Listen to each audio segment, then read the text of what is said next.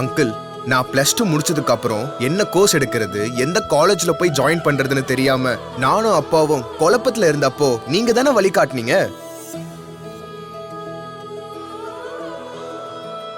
உங்க வழிகாட்டுதலும் ஆசீர்வாதம் தான் என்னோட வெற்றிக்கு காரணமா இருந்துச்சு. உன்னை நினைச்சா எனக்கு ரொம்ப பெருமையா இருக்கு நந்தா.